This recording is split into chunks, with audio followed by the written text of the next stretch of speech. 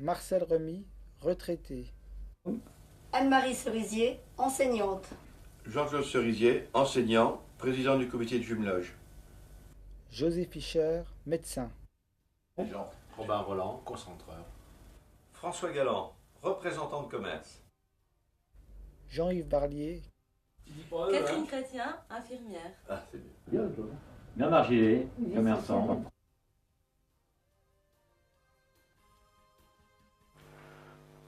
Nous voici sur la place de la mairie.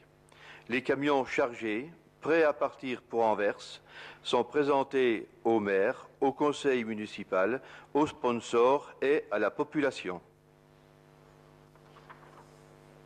Dernière réunion de mise au point avec l'équipe de Gérardmer avant l'envol pour le Bénin.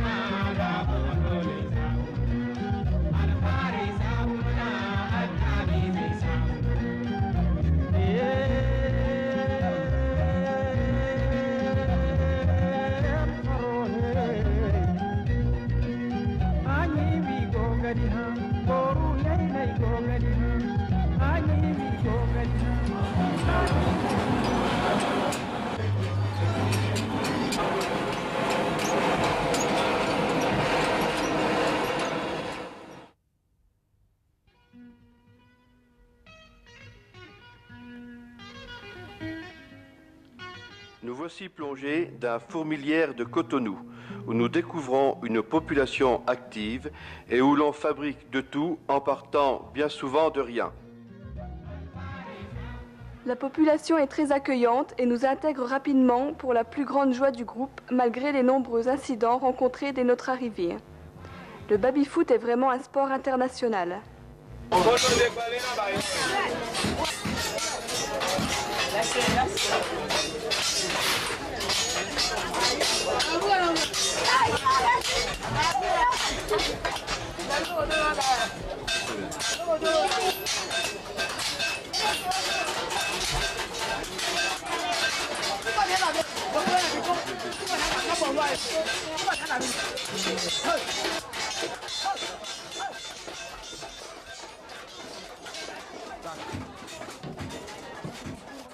Ben oui, le sac de riz.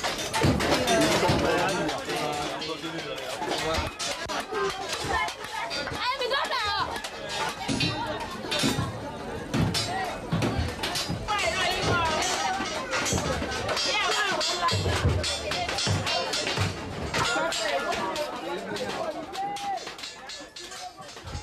En général, 30 ans de l'indépendance de l'Afrique, c'est un grand échec. Parce qu'en général, tous les présidents qui ont pris le pouvoir et qui ont fait des coups d'État, ils ont complètement ruiné l'Afrique. Nos véhicules ne sont pas encore arrivés et nous en profitons pour faire du tourisme et découvrir une autre civilisation. Sur le lac Nokoué, les pêcheurs lancent le grand filet dans un geste qui tient à la fois de la chorégraphie et de l'offrande à un dieu.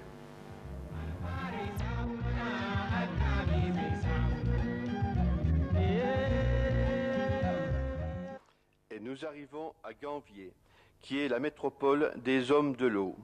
Ils ont édifié au XVIIIe siècle des villages sur pilotis, uniques en Afrique, et compte parmi les plus grands et les plus célèbres du monde.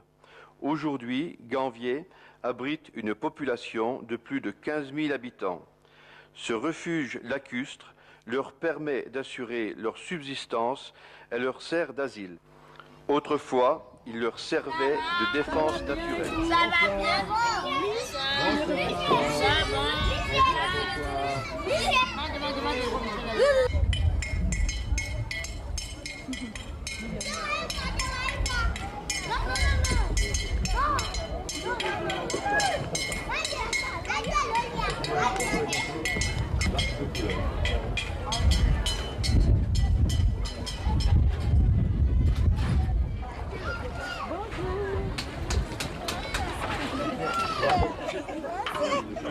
Revoir l'histoire de l'alternateur ou de... Ah non, ça y est, change-moi. Nos camions sont enfin arrivés, pillés et endommagés mécaniquement. Nous nous retrouvons pour élaborer diverses solutions et nous organiser pour perdre le moins de temps possible. Est-ce que cette solution convient à quelqu'un, convient à personne? J'aimerais que chacun convient au deuxième Unimog et le trafic. On va plutôt partir de ceux à qui ça ne convient pas. Demain, à la limite, on sauvera pour le deuxième Unimog. Ouais. Si ça ne fuit, bon, on va resserrer la culasse. Bon, en remettant de l'eau, il faut démonter les bougies, enlever tout ce qu'il y a dedans. Oui, on peut le faire ce soir. Avec les bougies enlevées si on veut, tu sais. Hein. Oui, on peut le faire aujourd'hui. On pourrait éjecter tout ce qu'il y a dedans. Toute la flotte, on sort par le échappement, ouais. Dernier repas au Bénin, où pendant ces quelques jours, nous avons pu déguster une cuisine africaine à base de riz, manioc, mil, accompagnée de poissons et de viandes diverses, toujours bien relevées et arrosées de l'inoubliable béninoise.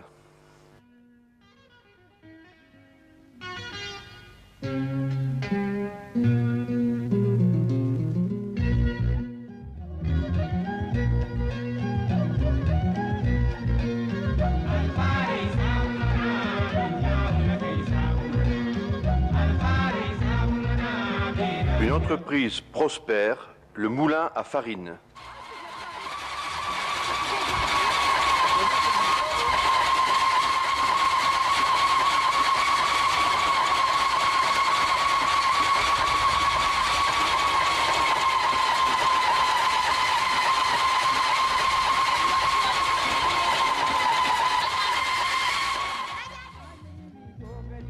Enfin, le départ. La première partie du voyage s'effectue dans de bonnes conditions. La route est goudronnée jusqu'à Niamey. Au fur et à mesure de l'expédition, nous approvisionnons sur les marchés locaux en discutant les prix, comme le veut la tradition.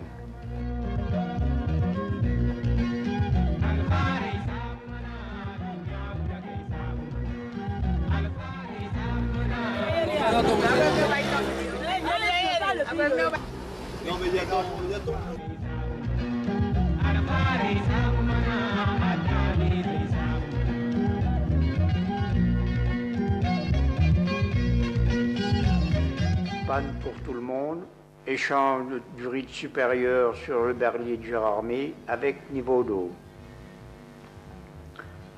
Sur l'Unimog, la dynamo chauffe et ne recharge plus.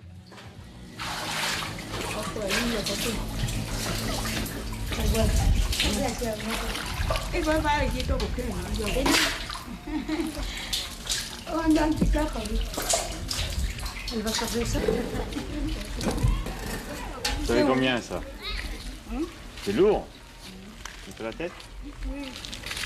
Bon, c'est bon, il vaut mieux pas les aider parce que... Oh, les gamins qui en font plein. Il a la coupe? Ah oui. Ça ne le dérange pas trop d'ailleurs. Tu regardes, elle en perd pas beaucoup. Hein.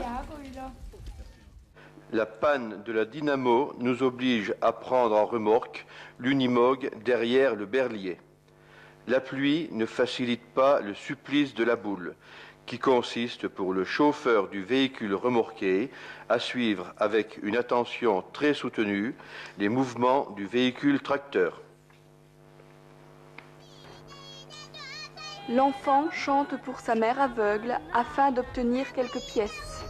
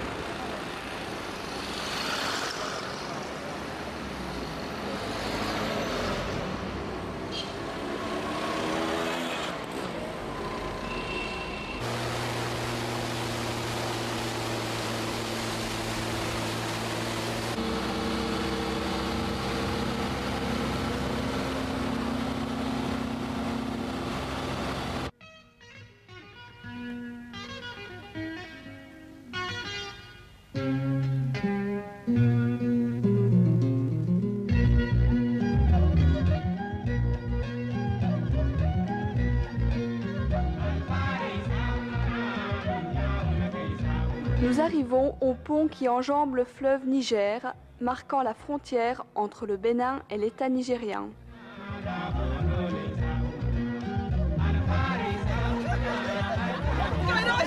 Elle est belle, D'accord. Ça va comme ça, monsieur? Ça va?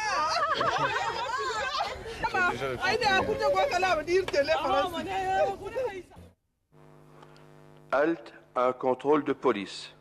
Nous en aurons environ une cinquantaine.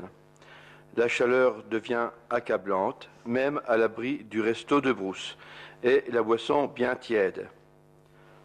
Par contre, les cuisinières et les pensionnaires sont sympathiques.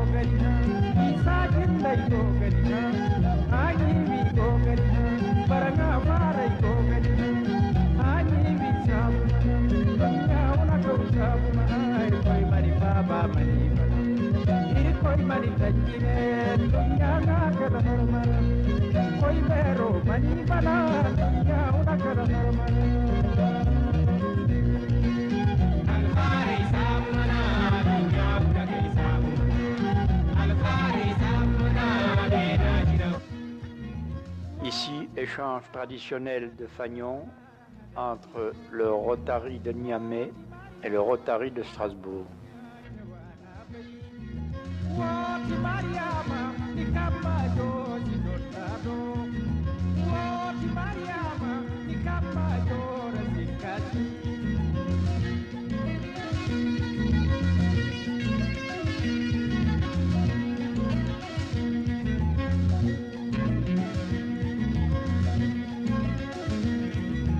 Nous abordons la piste et ses imprévus. La pluie, tombée abondamment, nécessite la mise en place de barrières de pluie pour les poids lourds. Cela nous oblige à palabrer avec les responsables de l'équipement et c'est un ananas offert qui nous ouvrira la barrière. Qu'est-ce qu'elle est grande, Sabinette, pour désherber le mil.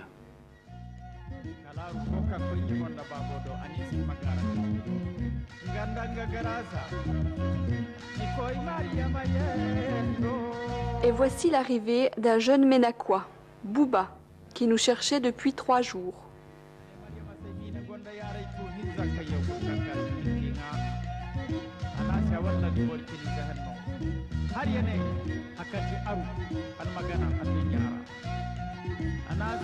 Tout au long du parcours, nous croisons divers troupeaux d'animaux en liberté.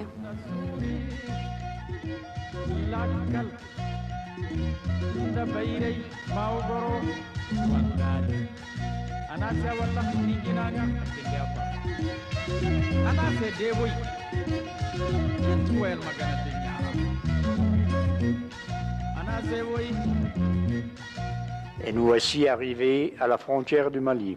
Les forgerons essaieront de réparer le radiateur d'un de nos véhicules.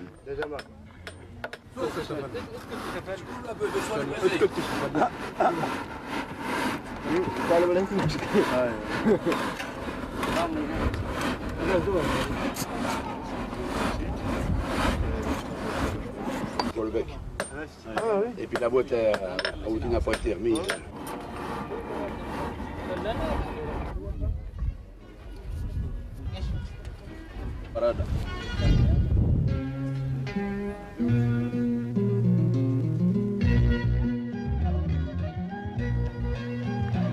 Pendant la réparation, nous rencontrons un enseignant et un ingénieur avec qui nous dialoguons sur la transformation progressive du mode de vie des Touaregs.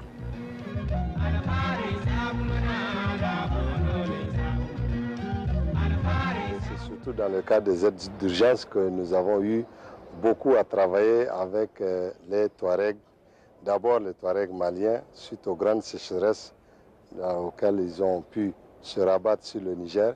Caritas a beaucoup fait pour eux et à partir des Touaregs maliens, nous avons eu l'initiative de faire des sites pour regrouper ces éleveurs qui n'ont aucune vocation que l'élevage. Nous avons petit à petit pu convertir leur mentalité pour qu'ils puissent s'adonner aussi à l'agriculture, tout en gardant l'élevage comme secteur clé, l'agriculture pour pouvoir s'en sortir. Et après, quand tout s'est normalisé, et ces personnes, nous les avons aidées à retourner avec tous leurs biens, que ce soit avec le bétail, que ce soit avec le produit de leur agriculture, retourner dans leur pays d'origine. Bon, ici, surtout, c'est le commerce qui domine. Les populations ici, avec le maigre fonds qu'ils ont, elles essayent d'entreprendre, de faire des petites activités de commerce qui sont un peu rentables pour pouvoir subvenir à leurs besoins. Enfin, l'arrivée à Ménaka. Sur les 400 artisans, il y a 300 artisans, ce sont des femmes. Donc, ce qu'ils font comme les métiers, la plupart du travail de cuir, c'est le travail des femmes. D'autres artisans, métal, bois. Ça, c'est le couteau Gozama. Sur le catalogue, servir. Le passoire, la piqûre. C'est grand. C'est grand. Et là, tu as donc oui, dans tes différentes choses, et les sacs. Oui, bon, maintenant, ça aussi quelque chose que tu peux porter pour mettre les passeports là-dedans. Alors, si on veut parler de l'artisanat sur le cercle des Ménaka, on peut d'abord dire qu'ils perpétuent essentiellement l'art traditionnel et qui travaillent essentiellement le cuir, les bijoux, le fer, les couteaux en particulier. Ces objets sont fabriqués, disons, localement et sont inspirés de la culture touareg et de ce fait ne sont pas tout à fait faciles à vendre sur le marché d'export, du moins dans d'importantes quantités. La première démarche qui serait donc intéressante à faire, c'est d'étudier, nous, ici, pour voir ce qui se vend bien dans des magasins du style artisan du monde et d'inciter à développer ces marchés. Une démarche marketing en quelque sorte. Le précieux chargement est débarqué, comptabilisé et placé en lieu sûr dans les locaux du comité Mali qui en assurera la gestion.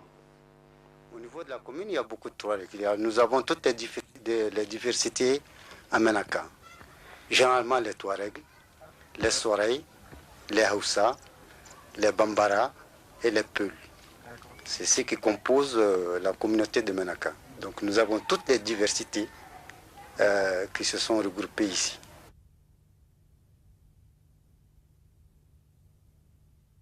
Nous avons des pénuries de médicaments essentiels au niveau de la santé. Nous avons la pénurie d'eau, surtout, qui est le passage obligatoire d'un développement, surtout dans un milieu comme Ménaka. Et de l'eau, quand je veux dire de l'eau potable. C'est bien pour les week-ends à la base.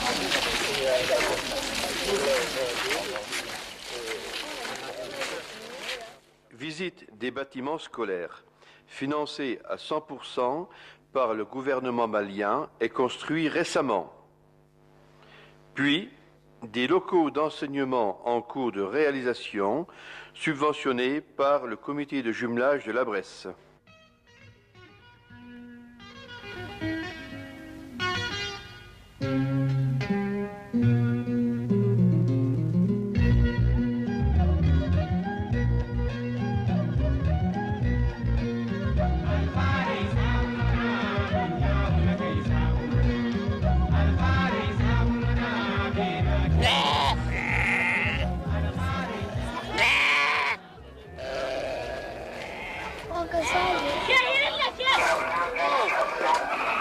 Il faut parler, docteur Hachimi, il faut parler, il faut parler.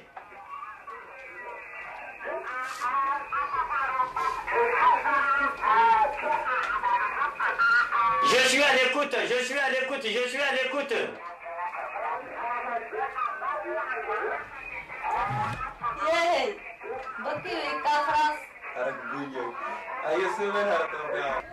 La majorité de nos malades se trouvent en campagne. Ici, c'est une zone nomade, c'est une zone de grande distance. Les malades qui sont en campagne rencontrent d'énormes difficultés pour se rendre au niveau des services sociaux, du service social sanitaire. Et hier, je vous disais que nous avons deux postes de santé fermés, et postes d'arrondissement. Celui de Tibermen et celui de Ineka sont fermés depuis 90, depuis le début de la rébellion. Donc tous les malades qui sont au niveau de ces deux arrondissements doivent se déplacer jusqu'à Menaka pour recevoir des soins. Et c'est des arrondissements qui sont situés à 100 km de Menaka.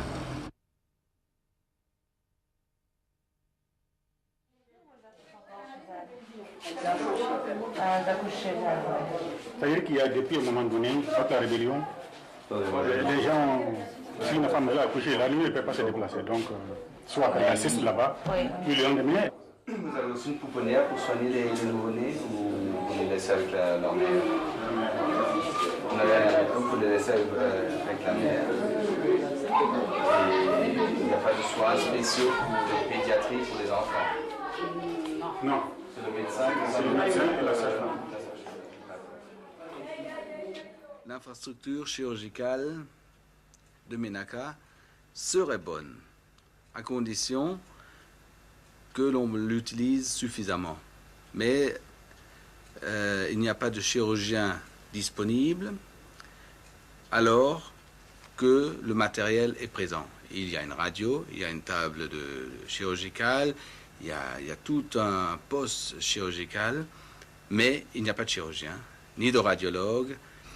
Plutôt que d'amener du matériel, il serait préférable d'amener des connaissances et de permettre à des médecins locaux, je dis bien locaux, de parfaire leurs connaissances et d'apprendre leur métier de chirurgien pour pouvoir soigner leurs compatriotes. Ceci éviterait d'envoyer n'importe quel malade à Gao pour une simple fracture, alors que l'on pourrait facilement réduire cette fracture localement et l'immobiliser.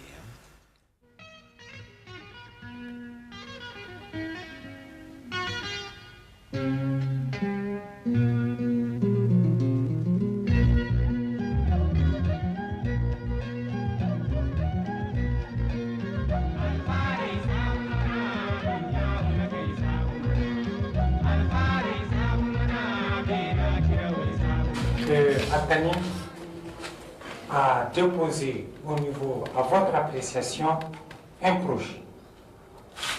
Un projet qui est déjà au niveau du président du secteur d'agriculture. Donc, vous pouvez l'analyser, voir quelle serait la suite que le comité de jumelage pourrait éventuellement réserver à sa requête. Makami veut dire solidarité. Donc, à un certain moment, nous avons vu qu'il est inutile de pêcher seul. Pour cette raison, nous avons décidé d'unir nos efforts. Projet Makami, en tamashek, solidarité. Il consiste à venir en aide aux veuves de Menaka, à redynamiser et faire progresser l'élevage des ovins en milieu sahélien. Les Touaregs sont sédentarisés depuis un certain temps dans certains sites à Menaka. Un des sites les plus importants est à Nouzegren. Dans ce site, des écoles ont été construites. Je pense que c'est pour faire face aux difficultés qui traversent actuellement, pour venir en aide quand même à leur population. Et ils l'ont bien fait parce que maintenant, en ce moment où on tend vers la décentralisation, je pense qu'ils ont déjà pris le devant. Donc, à propos de la sédentarisation, donc, ils sont en train de faire la reconstruction du cheptel, le maraîchage, ils sont en train d'œuvrer également pour la promotion de l'artisanat. La sédentarisation, cependant, n'est pas une chose aussi facile parce que actuellement, les Touaregs sont confrontés à un manque de moyens parce que le cheptel étant décimé. Donc, ils sont obligés d'initier des petits projets à la base. C'est à travers ces petits projets qu'ils parviennent quand même à assurer une autosuffisance alimentaire et puis à assurer au moins les soins de santé primaire. Donc, ces petits projets sont les projets d'élevage, les projets de maraîchage, les projets d'artisanat et puis les constructions de digues, diguettes dans le cadre de la conservation des eaux du sol, les fixations de dunes. La Brest-Ménaka, France-Mali, nous pouvons dire mission accomplie. Les véhicules et toutes les marchandises confiées par nos sponsors à destination des Ménacois sont parvenus à bon port grâce à la pugnacité et à la solidarité de toute l'équipe qui s'est investie depuis 2 ans dans ce voyage. L'avenir s'est construit sur de nouveaux projets concernant l'artisanat, le scolaire, le médical et l'élevage. La mission Jumelage Coopération continue à construire ainsi les fondements indispensables de la fraternité entre les axes nord-sud. Madame,